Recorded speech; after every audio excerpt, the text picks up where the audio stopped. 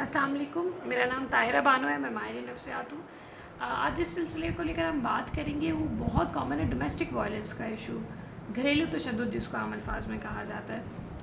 इस एक रमज़ान के महीने के अंदर दो वाक़यात सुनने में आए हैं। एक में ससुराल ने जो है वो बहू को और अपने पोते को, जो कि 4 महीने का था, छठे फ्लोर से धक्का दे दिया और बाद में उन्होंने कहा कि जी ये ख़ुदकुशी का केस है। बिल्कुल वही केस आज सबा का केस आज सुबह ही रिपोर्ट हुआ, जिसमें उन्होंने ख़ुद बहू को मार दिया और बाद में कहा कि जो नफ्सियाती थी और उसने ख़ुदकुशी कर ली। अब इसमें एक जिस पहलू पे मैं बात करना चाहती हूँ वो इंतहाई नज़रअंदाज हुआ है। जब इस तरह का कोई हादसा हो जाता है तो हम देखते हैं कि वालिदैन फिर आते हैं सामने, बहन भाई सामने आते हैं और वो कहते हैं कि जी हमें इंसाफ़ दिलाया जाए, हमारी बेटी को इंसाफ़ दिलाया जाए।